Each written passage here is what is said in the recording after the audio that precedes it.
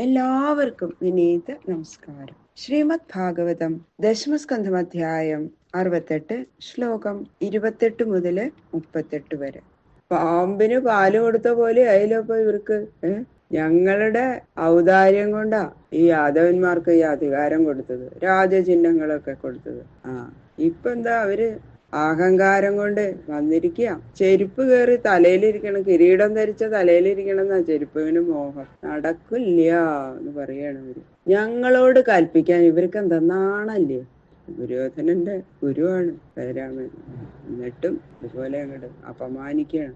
ശ്ലോകം 28. കൃഷ്ണായ വാസുദേവായ ഹരയേ പരമാത്മനെ പ്രണതക്ലേശനാശായ ഗോവിന്ദായ നമോ നമഃ.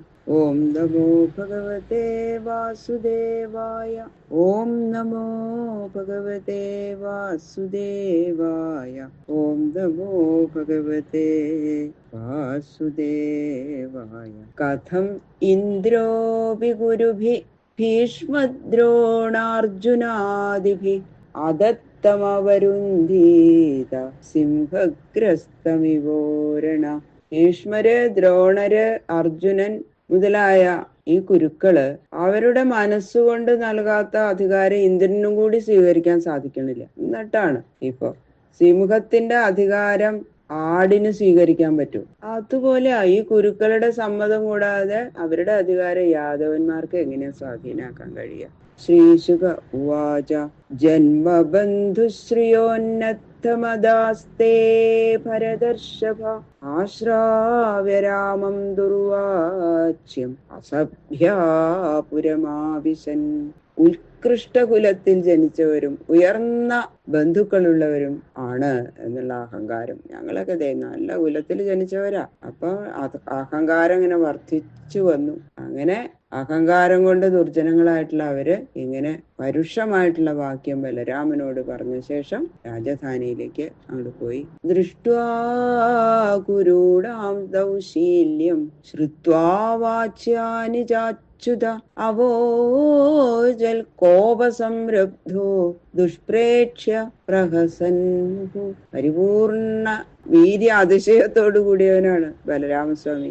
അങ്ങനെയുള്ള ആ ബലഭദ്രർ, ഒരു കാലത്തും പരാജയം പ്രാപിക്കാത്ത രാമൻ, ആരോട് പരാജയം എന്നുള്ളത് അദ്ദേഹത്തിന്റെ ജീവിതത്തിൽ ഇല്ല. അങ്ങനെയുള്ള ബലരാമസ്വാമി ഗുരുക്കളുടെ ദുസ്വഭാവം കണ്ടു. അവര് പറഞ്ഞ ആ പരുഷവാക്യം അങ്ങോട്ട് കേട്ടപ്പോ അതിക്രുദ്ധനായിട്ട്, ഭയങ്കര സ്വരൂപനായിട്ട് പല പ്രാവശ്യം ഉച്ചത്തിൽ അങ്ങോട്ട് ഹാസിച്ചു, ഉറക്കെ അങ്ങോട്ട് പൊട്ടി ചിരിച്ചുകൊണ്ട് ദേഷ്യം പറഞ്ഞു. നൂനം ദാനാമദോന്നത്ത ശാന്തിം നേച്ഛന്ത്യസാധവ തേഷാം ഹി പ്രശമോ ദണ്ഡ പശൂനാം ലഘുഡോ യഥാ. ധനം, ബന്ധുജനം മുതലായവ അങ്ങോട്ട് വർദ്ധിക്കുമ്പോഴേക്കും അധികം അഹങ്കരിക്കണതേ ദുർജന സ്വഭാവ. അങ്ങനെയുള്ളവർക്ക് ശാന്തി എന്നുള്ളത് ഉണ്ടാവില്ല. ദുഷ്ടമൃഗങ്ങളെ ഇണങ്ങണമെങ്കിലേ അവയെ നന്നായിട്ട് പ്രഹരിക്കണം. അതുപോലെ ദുർജനങ്ങളായ ഇവരുടെ മതം ശമിക്കണമെങ്കിൽ ഇവരുടെ നേർക്ക് ദണ്ഡോപായം തന്നെ പ്രയോഗിക്കണം. ഇനി ഇവരെങ്ങനെ വെച്ചിരുന്നാൽ പറ്റില്ല, ഇവരെ നന്നായിട്ട് ശിക്ഷിക്കണമെന്ന് അങ്ങോട്ട് തീരുമാനിച്ചു ബലരാമസ്വാമി. അഹോ യദൂൻ സുസംരബ്ധാൻ കൃഷ്ണം ജഗുപിതം ശനൈ സാന്തയിത്വാഹമേതേഷാം ശമമിച്ഛന്നികാഗത. ഇവരുടെ ഈ ദുഷ്പ്രവൃത്തി നിമിത്തം യദുക്കളൊക്കെ വല്ലാതെ ക്ഷോഭിച്ചിട്ടുണ്ട്. കൃഷ്ണനും കോപിച്ചിരിക്കുകയാണ്. അവരെ ഒരുവിധം സമാധാനിപ്പിച്ച ശേഷം ഇവരോട് ശാന്തി ചെയ്യണം എന്നുള്ള ആഗ്രഹത്തോട് കൂടിയിട്ടാണ് ഞാൻ ഇവിടേക്ക് വന്നത്. വളരെ കഷ്ടായി. അവര് പറഞ്ഞ മാതിരി ആദ്യം തന്നെ അങ്ങോട്ട് ആക്രമിച്ചാൽ മതിയായിരുന്നു എന്ന് തോന്നാ ഭഗവാൻ. എന്റെ തെറ്റന്നെയാണ് എന്ന് ഭഗവാൻ വിചാരിക്കണം. തൈമേ മന്ദമതയ കലഹാവിരതാ കലഹ തം മാം അവജ്ഞായ മുഹു ദുർഭാഷാൻ മാനിനോ ബ്രുവൻ. ആരോട് കൂടിയിട്ട് ശാന്തി ചെയ്യണമെന്ന് ഞാൻ ഇച്ഛിച്ചുവോ ആ ഇവരെ കലഹപ്രിയന്മാരും ബുദ്ധിശൂന്യരുമായ ദുർജനങ്ങളാണ്. ഞാനത് മനസ്സിലാക്കിയില്ല എന്ന് പറയാം. സമാധാനമായിട്ടിരുന്ന് അവരോട് പറയാം എന്ന് വിചാരിച്ച എന്നെ അപമാനിച്ചിട്ട് ദുർവാക്കുകള് പിന്നെയും പിന്നെയും പറഞ്ഞു. നോഗ്രസേനക്കില വിഭു ഭോജവൃഷ്ണ്യന്ധകേശ്വര ശക്രാദയോ ലോകപാല യസ്യാദേശാനുവർത്തിന സുധർമാക്രമ്യതേന പാരിജാതോമരാംഘ്രിവ ആനീയ ഭുജ്യതേ സോസൗ നഖിലാധ്യാസനാർഹണ. ഭോജന്മാര്, വൃഷ്ണികള്, അന്ധകന്മാര്, ഇവരുടെ അധിപതിയായ ഉഗ്രസേനൻ കൽപ്പിക്കാൻ അർഹനല്ലാന്ന്. എന്താ, യാതൊരുവന്റെ കൽപ്പന അനുസരിച്ചുകൊണ്ട് ഇന്ദ്രാദി ലോകപാലന്മാര് അവരവരുടെ പ്രവൃത്തികൾ നടത്തുന്നുവോ? യാതൊരുവൻ സുധർമ്മ എന്ന പ്രസിദ്ധമായ ദേവേന്ദ്ര സഭയിൽ പ്രവേശിച്ച് പാരിജാതം എന്ന പേരായ ദേവവൃക്ഷം കൊണ്ടുവന്ന് സ്വന്തം രാജധാനിയിൽ സ്ഥാപിച്ച് ദേവലോക സുഖം ഈ ലോകത്തിലിരുന്നും അനുഭവിക്കുന്നുവോ? അത്രത്തോളം യോഗ്യനായിരിക്കുന്ന ശ്രീകൃഷ്ണൻ മനുഷ്യലോകത്തിലെ രാജാവിന് ഇരിക്കാനുള്ള സിംഹാസനത്തിൽ ഇരിക്കാൻ അർഹനല്ലത്രേ. പറയും, യസ്യ പാദയുഗം സാക്ഷാൽ ശ്രീ ഉപാസ്തേ അഖിലേശ്വരി സനാർക്കദേകില ശ്രീശോ നരദേവ പരിച്ഛദാൻ.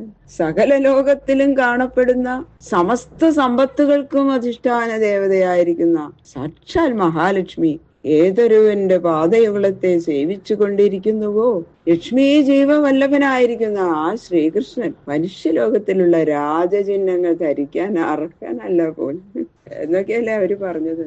യസ്യാംഘ്രി പങ്കജരജോഖില ലോകപാലൈ മൗല്യ ഉത്തമേ ധൃതമുപാസിത തീർത്ഥതീർത്ഥം ബ്രഹ്മാഭവോഹമഭി യസ്യ കലാകലായ ശ്രീശ്ചോദ്വഹേമ ചിരമസ്യ നിർവാസനം ക്വ. ഇന്ദ്രാദി ദിക്പാലകന്മാരെല്ലാവരും അവരവരുടെ കിരീടങ്ങളാൽ അലങ്കരിക്കപ്പെട്ട ശിരസ്സുകൾ കൊണ്ട് യാതൊരുവന്റെ പാദകമലധൂളി ധരിക്കുന്നുവോ, യാതൊരുവനെ സാഷ്ടാംഗം അവർ നമസ്കരിക്കുന്നുവോ, സകല തീർത്ഥങ്ങളിലും സ്നാനം ചെയ്ത് പരിശുദ്ധരായിരിക്കുന്ന യോഗീശ്വരന്മാർ അവരുടെ സകല സംസാര ദുഃഖങ്ങളും തീരാനായിട്ട് യാതൊരുവിന്റെ പാദധൂളി ഭാവനാശക്തിയാൽ ശിരസിൽ ധരിക്കുന്നുവോ, സകല തീർത്ഥങ്ങളിലും വെച്ച് പരിശുദ്ധയായിരിക്കുന്ന ഭാഗീരഥിക്ക് യാതൊരു പാദധൂളി സംയോഗം നിമിത്തം ആ പദവി സിദ്ധിച്ചുവോ, യാതൊരുവിന്റെ അംശഭൂതന്മാരായ ബ്രഹ്മാവും പരമശിവനും ആദിശേഷ സ്വരൂപനായ ഞാനും ശ്രീദേവിയും യാതൊരു പാദധൂളി ശിരസാ വഹിക്കുന്നുവോ, ആ ശ്രീകൃഷ്ണന് മനുഷ്യരാജാസനത്തിന് യോഗ്യത എവിടെ? അഹോ, പാമരന്മാരുടെ ഭ്രാന്തിവിലാസം അതിശയിക്കത്തക്കതു തന്നെ.